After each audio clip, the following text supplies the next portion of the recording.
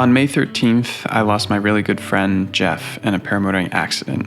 The accident came as a surprise to a lot of us as Jeff was one of the safest and most responsible paramotor pilots.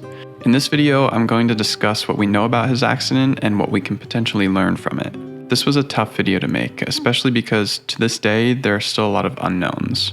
Regardless, I hope that this video sheds some light on the accident and there are some lessons that can be taken away from this tragedy. I didn't want to make this video until we did all the investigating we could possibly do and gather all the facts possible so that we could share them. But unfortunately, even still, the truth of the matter is we don't know exactly what happened. Jeff was discovered by a homeowner out in a field, and he was not wearing a GoPro. We couldn't gather any legitimate GPS data, and there were no witnesses to the actual accident. So all we really had was the evidence of the weather and the gear to try to draw any conclusions from. So please keep that in mind as I explain the situation, that we don't know for sure.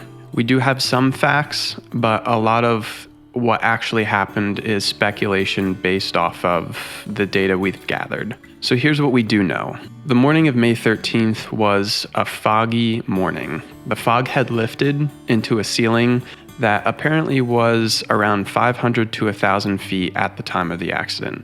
Jeff was flying his Sirocco 2 22-meter on his flash cruiser trike with the Polini Thor 250. Jeff had gone out for his early morning therapy flight, as he called it.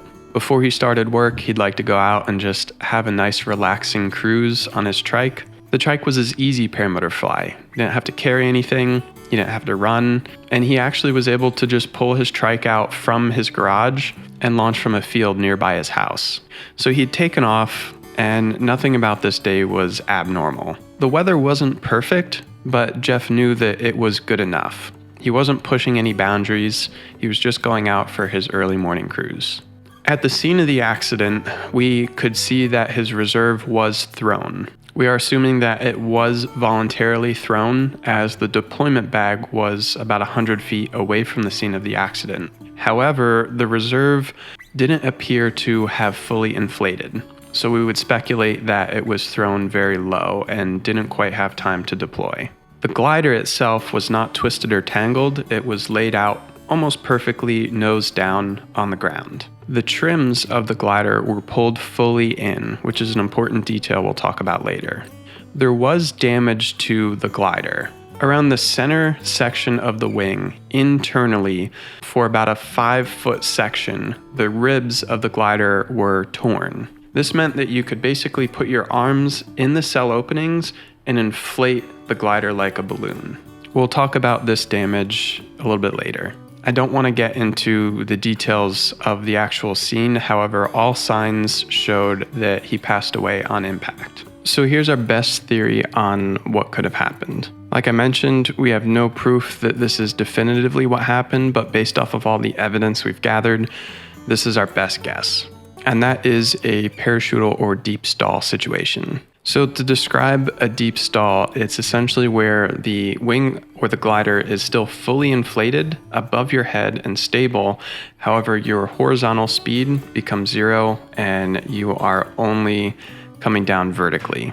A deep stall can be very hard to identify because the glider is still fully inflated. You basically just feel the air hitting the underside of your face rather than the front of your face. There are a few things that can contribute to a deep stall. A lot of times an older glider, one that the lines are out of trim, can contribute to a deep stall. Over time, typically the A's and B's, the front set of lines on a glider, stretch, and the C's and D's, the ones towards the back, shrink, and that increases the angle of attack, putting it closer to entering a deep stall. Also, an old glider that's porous can be more prone to a deep stall as the air is able to pass through the fabric rather than be contained inside it. And the last major factor is the rain. If a glider gets wet, it can become super heavy, and the rain on the glider can actually disrupt the airflow. So rain or mist can be a very easy cause of a deep stall. So in Jeff's situation, we wanted to send his glider out for an inspection to hopefully shed some light on the situation. And like I mentioned, there was internal damage to the glider. Now, before we sent the glider out for inspection, we had two theories. This internal damage could have happened mid-flight and it could have been the cause of the accident, or that damage could have been the result of the accident. Even just when you're kiting a wing, if it slaps down hard on the leading edge of the nose of the glider, it can cause rapid pressurization inside the wing and it can blow out seams, typically along the trailing edge, or it can also shred the ribs internally. So we wanted to see if we could figure out if it was a cause or an effect of this accident. We sent the glider to Chris Santacroce of Superfly. The first test they did was a pull strength to test if the fabric was worn. Basically, they grab the fabric and I believe they use a scale and pull on it and see if it rips at a certain amount of force. Jeff's glider passed with flying colors. And this would lead us to believe that most likely the damage on the wing was a result of the accident rather than a cause of the accident. The second test they did was porosity. And once again, the glider passed with flying colors. The third test was the trim test. Like I mentioned, over time, gliders can tend to fly slower because the A's and B's lengthen and the C's and D's shrink. In Jeff's situation, the glider was 11 to 12 millimeters outside of the factory setting, how it came brand new.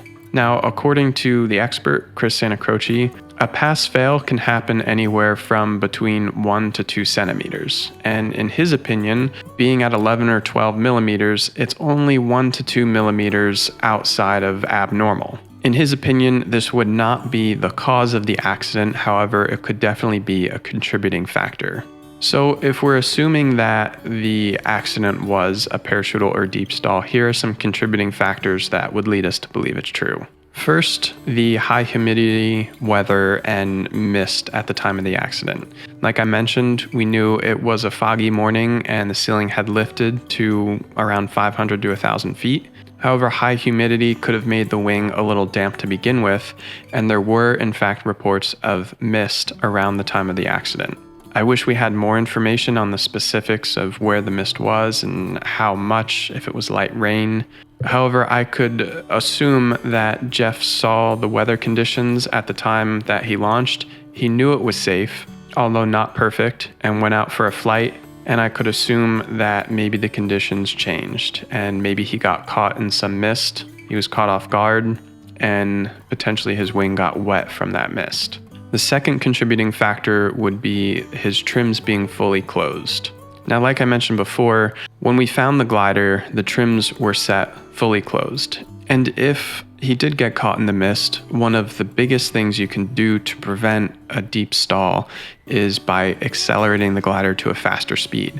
And that involves letting the trims fully out or using speed bar. With the glider being fully trimmed in, that puts it closer to entering a deeper parachutal stall. The third factor is that when we got the glider inspected, it was slightly out of trim. That plus physically being trimmed fully in puts it closer and closer to on the verge of a deep stall. Then add in potential mist or rain, and all three of those factors could have contributed to entering a deep stall. Now there is a fourth factor, and that is that the Sirocco 2 being flown at Jeff's weight plus the weight of the trike, we would calculate that it was approximately 100 pounds overloaded. Now that wouldn't necessarily contribute to entering a deep stall. However, if a deep stall was entered, being that much overweight would make the recovery much more dramatic and difficult. So let's talk about what we can learn from this. Obviously, first, flying in the rain in a paramotor is not ideal. Avoid flying in the rain whatsoever, and if you do get caught flying in the rain, there's a few things you can do to avoid a deep stall. The main thing is get the glider flying faster, open up your trims, and land immediately. If you do find yourself in a deep stall, which as I mentioned, it's very difficult to detect, the right course of action would be to reduce your throttle, put your hands up immediately. Get the glider flying a little bit faster. Reducing your power will reduce the angle of attack, and you definitely don't want any brake deflection. Next, to get the glider flying, you can open up your trims. That decreases the angle of attack and should get the glider flying. Furthermore, you can tweak your A's. Just grabbing the A's and applying light pressure to decrease the angle of attack, And additionally, if you have a speed bar hooked up and it's accessible, you can press your speed bar to decrease the angle of attack and get your glider flying. The next big lesson is sending your glider in for regular inspections. Like I mentioned, the trim spec on this glider wasn't necessarily the cause, but it was a contributing factor. As per the Ozone manual, they say your wings should be checked by a qualified professional for the first time after 24 months or after 100 hours. However, if you are a frequent flyer, more than 100 hours per year, then we recommend that you get your glider checked annually. I really don't think enough people send their gliders in for regular inspections, and I think that's a valuable lesson from the situation.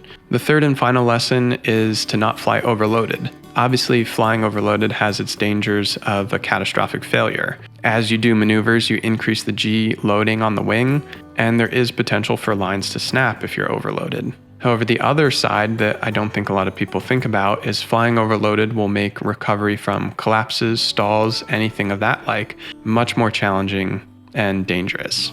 So it's always best to stay within the manufacturer's recommended weight range. It still does weigh on me that we don't know exactly what happened in this incident, but I am glad that we do have some indicators of what may have happened, and we do have some valid lessons to share with the community. I know that Jeff wouldn't want any of us to slow down or stop flying. I know that flying was his biggest passion, and it brought him so much joy, and he wouldn't want any of us to take that out of our own lives. However, I'm sure he would want us to be safe and have as much fun as possible, and I know he would want us to learn anything we can from this incident, so I hope that I've translated everything we've learned appropriately. I know I'm really going to miss Jeff and all of our conversations and all of our wingtip touches and adventures and everything. Till the next one, have fun, fly safe, peace.